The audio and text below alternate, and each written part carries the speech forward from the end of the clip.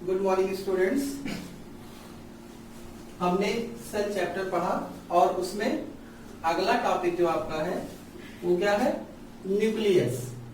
और न्यूक्लियस की खोज रॉबर्ट ब्राउन ने किया था। किसने किया था?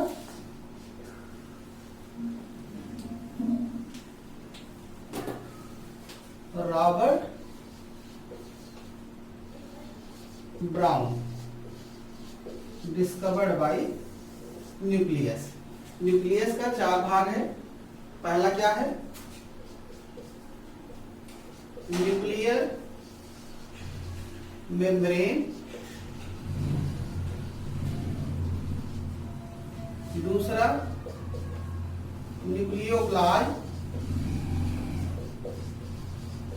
या कैरियोप्लाज्म। तीसरा है क्रोमैटिन फाइबर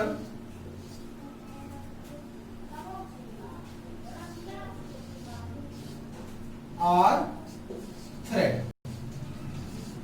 और 4 नंबर पर है न्यूक्लियर पोर।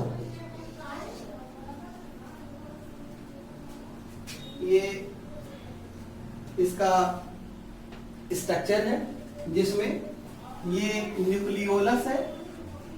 एक पार्ट और क्या है?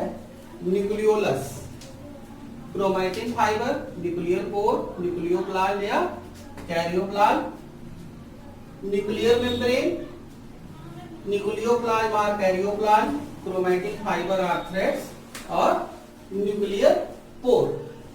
न्यूक्लियर पोर जो है इससे इसके जेनेटिक मटेरियल या जो भी इसमें मटेरियल होते हैं वो सेल और केंद्रक से ट्रांसफर होते रहते हैं। और जो क्रोमैटिन फाइबर है ये सेल डिवीजन के समय क्रोमैटिन फाइबर कन्वर्ट हो जाता है किसमें? Chromosome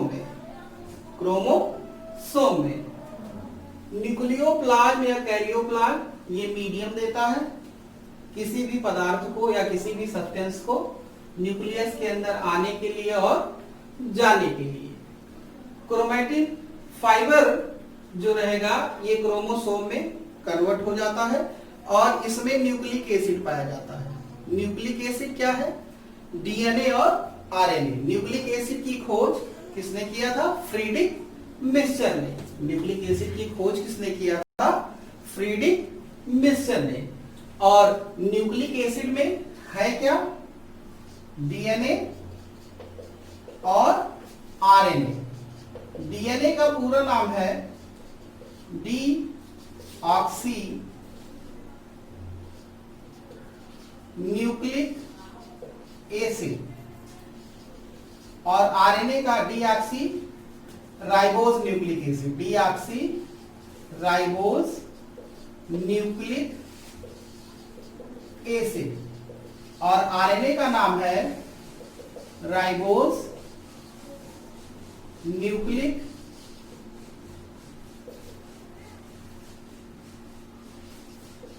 acid.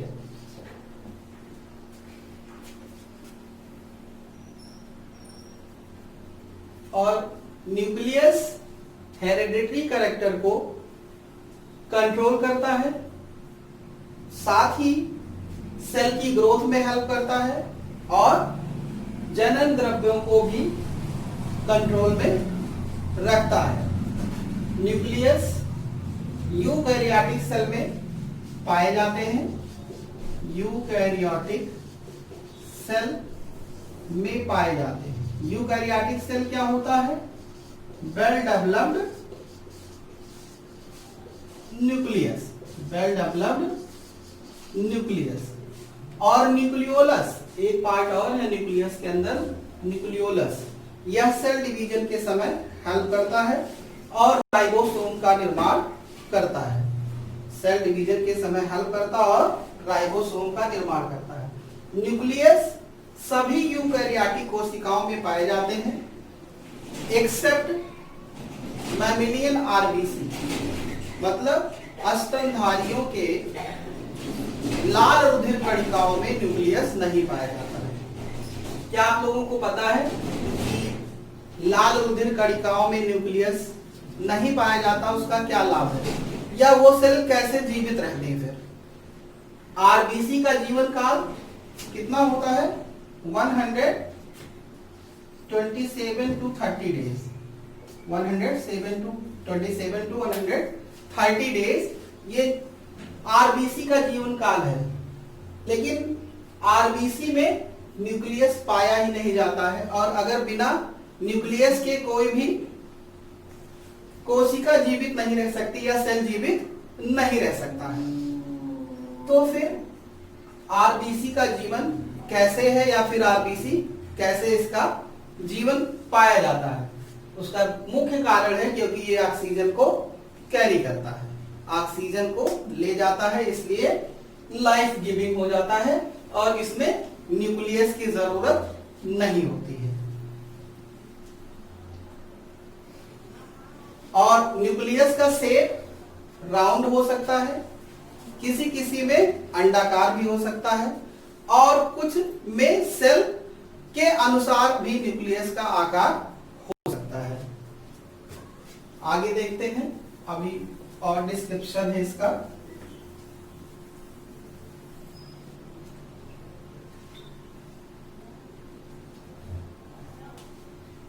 Nucleus eukaryotic cell पर अपना कमांड रखता है, या कोई भी कंट्रोलिंग जो रहेगी वो न्यूक्लियस के द्वारा होती है।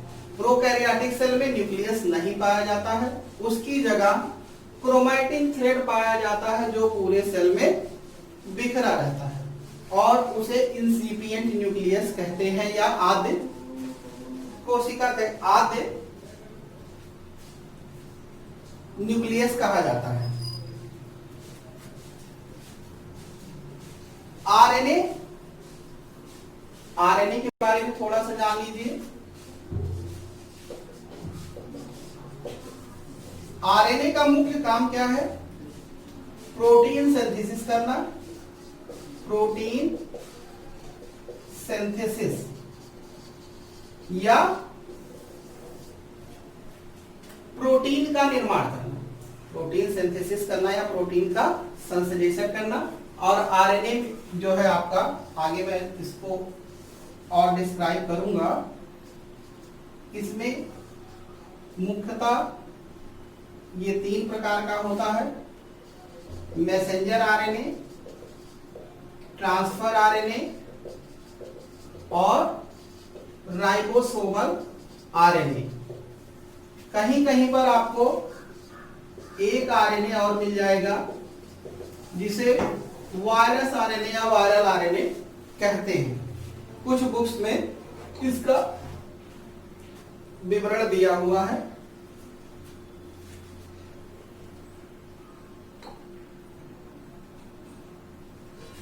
न्यूक्लियस सेल के अंदर पाया जाता है और इसके किनारे से एंडोप्लाज्मिक रेटिकुलम इसको कोशिकाओं तक पहुंचाता है, या कोशिकाएं और न्यूक्लियस को बांधे रखने के लिए एंडोप्लाज्मिक रेटिकुलम फ्रेमवर्क का कार्य करता है। और न्यूक्लियस आरबीसी जो है, एंडोप्लाज्मिक रेटिकुलम जो है, ये भी आप लोगों को मैंने डिस्क्राइब किया है। ये 2 तरह का पाया जाता है, स्मूथ एंडोप्लाज्मिक रेटिकुलम और रफ एंडोप्लाज्मिक रेटिकुलम। इनका भी वर्क क्या है? Help in protein synthesis, help in protein synthesis. उसके बाद न्यूक्लियस का कुछ फंक्शन देख लेते हैं हम लोग।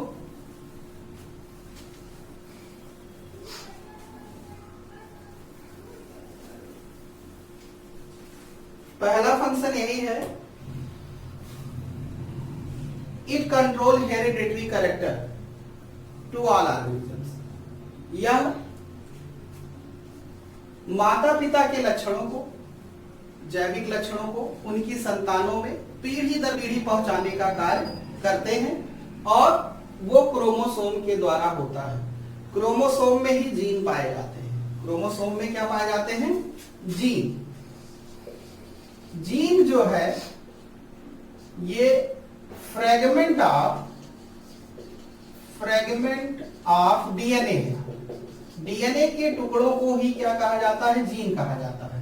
और जीन पर ही डीएनए रहते हैं और डीएनए ही जेनेटिक मटेरियल को माता पिता से उनकी संतानों में पहुंचाने का कार्य करते हैं।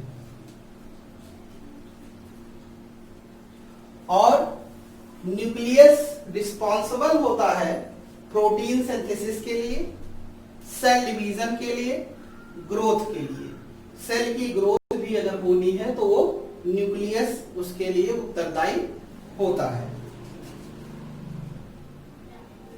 It help to exchange of DNA and RNA between the nucleus and the rest of the cell. ये एक्सचेंज क्या करता है? डीएनए और आरएनए के बीच न्यूक्लियस जो रहेगा वो हेरिडिटरी कैरेक्टर को एक्सचेंज करने का कार्य करता है। It also regulate the integrity of genes and gene expression. Nucleolus produce ribosome. The function of nucleolus important. Nucleolus इसका मेन फंक्शन है फॉर्मेशन ऑफ राइबोसोम। राइबोसोम के निर्माण में न्यूक्लियोलस हेल्प करता है और सेल डिवीजन में भी ये हेल्प करता है।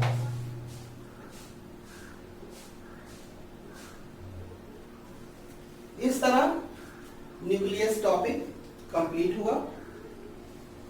Thank you student.